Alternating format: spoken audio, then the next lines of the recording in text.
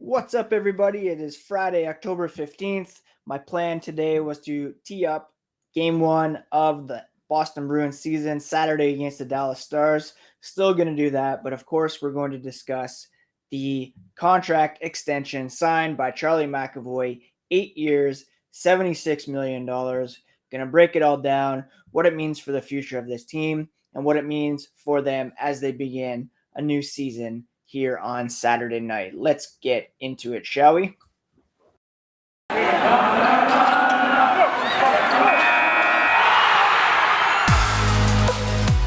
You're Locked On Bruins, your daily podcast on the Boston Bruins. Part of the Locked On Podcast Network, your team every day.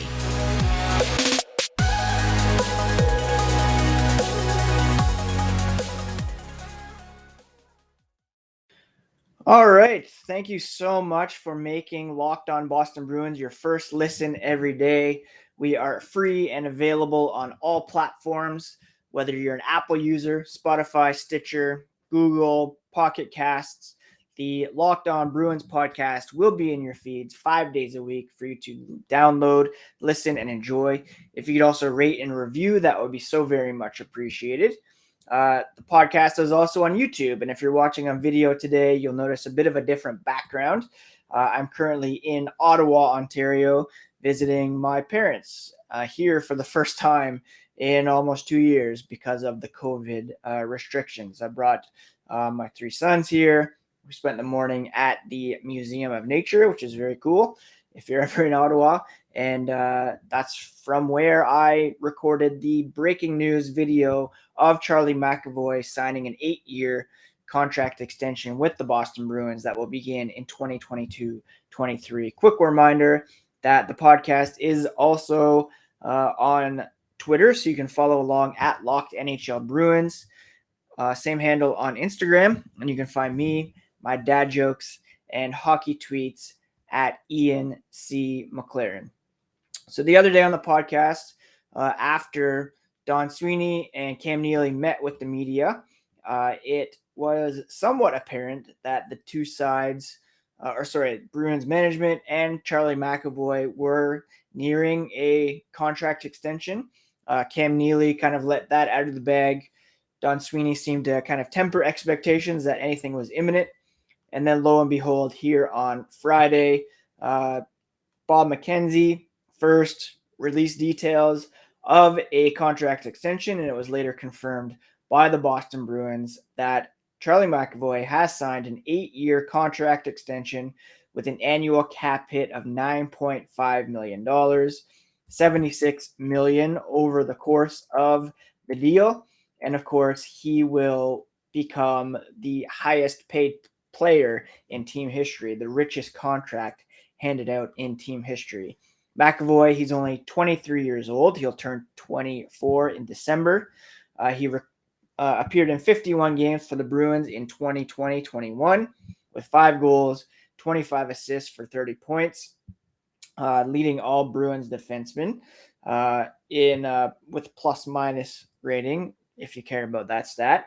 In 11 playoff games, he had 1 goal and 11 assists for 12 points, tied for Brad Marchand for second on the team behind David Pastrnak. Following the season, he finished 5th in the voting for the Norris Trophy, which is awarded to the NHL's top defenseman. Overall, he's appeared in 235 games with the Bruins, 24 goals, 98 assists, 65 playoff games, 5 goals, 27 assists, selected 14th overall in the 2016 NHL entry draft. And if you are commenting on McAvoy's contract by only pointing to offensive production, then you're quite mistaken. He is arguably the best defenseman in the NHL 5-on-5. If you follow Dom Lucian of The Athletic, you'll have seen the chart that he posted up this morning following the contract announcement. And he wrote, Charlie McAvoy is worth every penny as arguably the league's best two-way defenseman at 5-on-5. He, like I mentioned in the breaking news video, doesn't have an offensive breakout season to his name, but that doesn't mean he's not effective with the puck in the offensive zone, but he's also playing heavy top pair defensive minutes, and also hadn't been afforded many opportunities on the top power play, which will likely change this season. And that could tip the scales even further in the Norris voting. If he scores a bunch of goals, racks up a lot of points, and continues to play as he can defensively, then yeah, I would be shocked if he's not in the top 3 in the Norris voting, and he could possibly be winning this trophy at the end of 21-22. Excuse me, quick coffee sip there. Now, Charlie McAvoy joked after the signing that he was perhaps going to go get his dog a handful of bones. We all know Otto the Rocket Dog from Instagram. If you're not following, you are missing out. One of the best dogs in the NHL, in my opinion. On potentially playing his whole career in Boston, he said, "That was my goal and my vision. My life is here in Boston. I moved here full time. I love it here. I love the city, the people. It's home for me. It's just a dream come true." Shortly after the 2019 Stanley Cup final, if you recall, he said, "I want to be here forever. Losing in the manner that we did, I want to just win so bad, just to be a part of it. It's a city full of champions." McAvoy has really embraced the Red Sox run to the ALCS. I've been down at Fenway quite a bit. There was a photo of him the other night with the World Series trophy. And, he is becoming the heart and soul of the Boston Bruins. I had at once thought that it would be Charlie Coyle, perhaps, taking on the captain's C once Patrice Bergeron retires, but now pretty clear that is trending in Charlie McAvoy's direction. So he will be under contract through 2029, 2030. That is a full 3 years past Brandon Carlo, who signed through 2026, 27. And Charlie Coyle is signed through 2025, 26. Those are the 3 players with the longest commitment to their names at this point. A few guys go through 2024, 25 in Pasternak, who will be in for a big payday. Oh, sorry, he comes up after 23, so he'll be well in line for a payday. But Brad Marchand and Taylor Hall will be free agents in 2025, as will Linus Ullmark, who we'll get to here in a moment. So, yeah, Charlie McAvoy, clearly the future of this team, future captain, already a franchise defenseman. And I've said before that I had kind of been pulling for Jacob Chychrun to be drafted by the Boston Bruins at the 14 spot. He went number 16 to the Arizona Coyotes. He has become a very good player in his own right, but Charlie McAvoy, the Bruins were very lucky to get him when they did. If you recall, Olli Juolevi was taken by the Canucks at the number 5th spot. Looking at other defensemen, Mikhail Sergachev by the Canadiens at number 9. Decent pick, but not quite McAvoy's level. And then Jake Bean was taken by the Carolina Hurricanes with the 13th overall pick. So thank you, Hurricanes, for not scooping McAvoy from the Bruins at that point. Built Bar is the best tasting protein bar on the market. It comes in 9 delicious flavors, and there is really something for everyone. There's coconut, cherry barcia, raspberry, mint brownie, double chocolate, salted caramel, strawberry, orange, cookies and cream, and German chocolate. If you haven't tried all the flavors, you can get a mixed box where you will get 2 of each of the 9. Now, not only are Built Bar flavors great tasting, but they're also healthy too. There's about 17 to 18 grams of protein, calories ranging from 130 to 180, about 4 to 5 grams of sugar, 4 to 5 grams of net carbs, all great tasting and all healthy for you. And they're also come in nut-free and gluten-free options, which is important to me as someone who has celiac. Right now, you can go to built.com and use promo code LOCKED15 to get 15% off your order. That's promo code LOCKED15 for 15% off at built.com. Again, I want to thank you for making Locked On Boston Bruins your first listen every day. We're free and available on all platforms, podcast-wise, as well as on YouTube. So please do subscribe, however you consume the podcast, and continue to support it. Very much appreciate all those who take some time to join me in talking about this team on a daily basis. Now, we are It's Friday. We're 4 days into the NHL regular season. The Bruins still 1 day away from making their season debuts, and that will be at home on Saturday against the Dallas Stars. And one of the big questions heading into this one is who would be the starter. And after practice on Friday morning, head coach Bruce Cassidy announced it will be Jeremy Swayman and not Linus Ullmark, who will be guarding the net. Now, I want to say, as I've said before, that this is not an indictment on Mr. Ullmark by any stretch. He came in, hasn't played since April, getting used to a new city, new teammates, and Jeremy Swayman, he went 7-3 with a .945 save percentage in 10 appearances last season, getting a nod over Ullmark to begin the season, but it should still be a relative share in net. This will be the first time since 2009, I believe, the last 9 openers that Tuukka Rask will not be making the start. And, Swayman got the nod by staying on the same development curve that he set up last year. He arrived in camp in good shape. His game was on point throughout the preseason. And he, quite honestly, right now gives the Bruins the best chance to win the opener. Now, I appreciate what Fluto Shinzawa of The Athletic said in relation to Ullmark. Does it mean that there was a mistake to sign Ullmark? Absolutely not, he writes. The Bruins need a reliable veteran to support Swayman and be there in case of poor performance or injury. Swayman's sample size remains limited. It could very well happen that he struggles early, and if that happens, the Bruins need Ullmark ready to go. Next week, the 27th, 28th, the Bruins have back-to-back games in Florida and Carolina. So that's a situation where, both guys will play.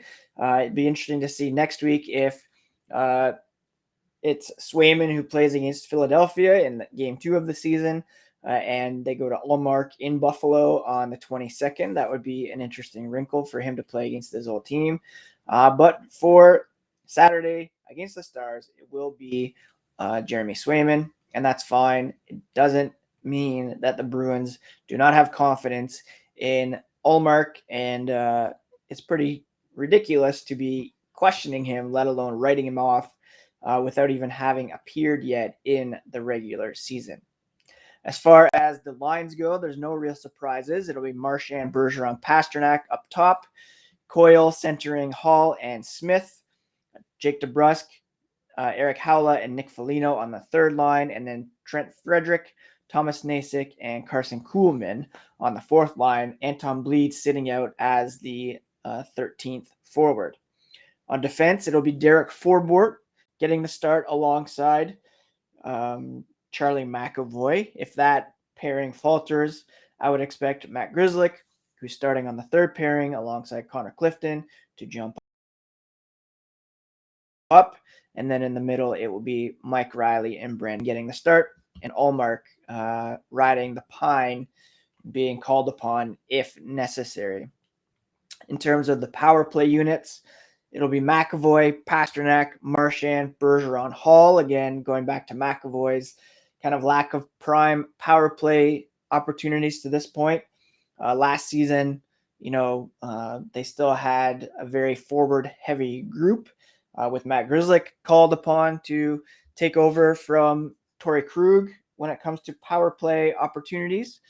And now Grzelcyk bumped to the second unit with Haula, DeBrusk, Smith, and Foligno, with McAvoy being up on a loaded top unit, and there will be certainly a lot of point opportunities there between assists and potential goals from the point. So that should definitely help his chances of having more of a breakout season that people typically associate with big contracts. But again, if you watch him closely, you'll see that he is one of, if not the best 5-on-5 defenseman in the league. And this contract is very well earned. From the Dallas Stars perspective, I believe they have played once so far this season, and they beat the New York Rangers by a score of 3-2 last night on Thursday night. Miro Heiskanen scoring the overtime winner, and it was Braden Holtby who was in net for that one. Now, the Stars will play in Ottawa on Sunday, so they could go with Anton Khudobin and back to Holtby for that one in Ottawa. So it could be a former Bruin who matches up against the Black and Gold in the season opener, which would be fun to see. But I don't think the Bruins are too worried about it either way. They're just really ready to get going here. They've had some team building. There was that good go-karting video that went around this morning of Brad Marchand yucking it up and Taylor Hall asking what was going on in his sick mind. Ran some guys off the track in typical Brad Marchand form. But these guys are definitely ready to get down to business. And I, for one, am very much looking forward to it. Be sure to follow Locked NHL Bruins on Twitter and on the YouTube channel for instant reaction from that one after the game tomorrow night. And if you're a betting person, you can get the best odds, props, and contests at BetOnline. They have a new updated site and interface, and even more odds and props for your betting needs when it comes to hockey, football, basketball, baseball, boxing, right down to your favorite Vegas casino games. Head to your website, use your mobile device to sign up today and receive a 50% welcome bonus on your first deposit by using promo code LOCKEDON. It's the fastest and easiest way to bet on all your favorite sports. Bet online where the game starts. Again, use promo code LOCKEDON to receive your 50% welcome bonus.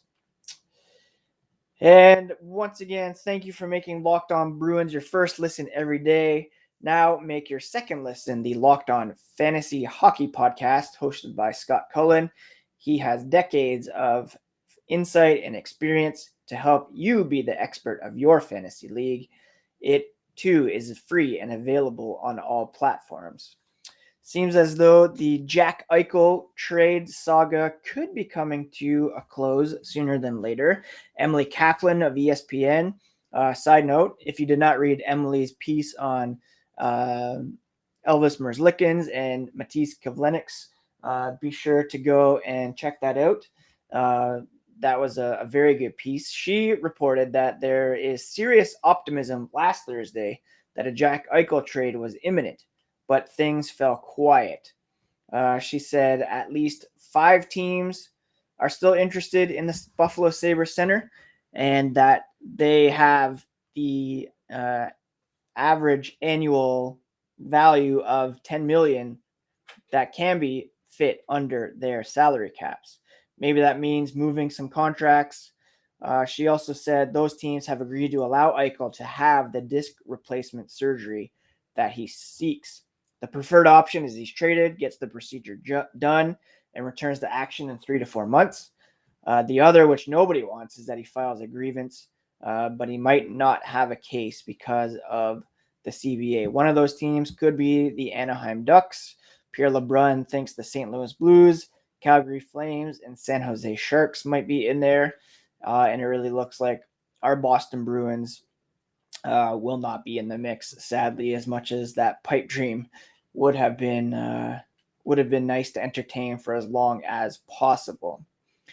Elsewhere around the NHL, the Seattle Kraken got their first victory in franchise history, beating the Nashville Predators. Brandon Tanev scoring twice, including the game winner. And what else was going on? Oh, yeah, Brady Tkachuk, the big news, signed a 7-year deal worth $57.5 million, average annual value of $8.33 million for this season, followed by $8.205 for the remainder of the deal. It also pays him $10.5 million in actual salary during the third, fourth, and fifth seasons. So that's huge for the Senators, who won their season opener against the Toronto Maple Leafs, and obviously will be a sneaky force to be reckoned with in the Atlantic Division this season, I believe. One final note about the Bruins. According to Sportico, the Maple Leafs have the highest value of all NHL franchises, followed by the Rangers, Canadiens, Blackhawks, and Bruins, rounding out the top 5. In last place is the Arizona Coyotes. No surprise that original 6 teams are at the top in that one. Anyways, that is it for today's episode of Locked On Boston Bruins. Like I said, I am here in Ottawa, so just going to be relaxing for the rest of the day and enjoying some time with family. I hope you all have a great weekend and enjoy what we all hope will be a Bruins win to begin the season. If you're looking for a show to watch, I started Made on Netflix, which is very good. I was a big fan of Margaret Qualley from her appearance on The Leftovers, and this show, just really tough to watch at times, but moving and really important watch. And what else am I watching? Yeah, that's pretty much it. Just getting ready to check out some hockey tonight. Might watch the Blackhawks Devils, and then get ready for the Bruins tomorrow. Don't forget to check out Locked On Red Sox for all the latest on their run to the ALCS, and Locked On Patriots as well as they get ready for their next game.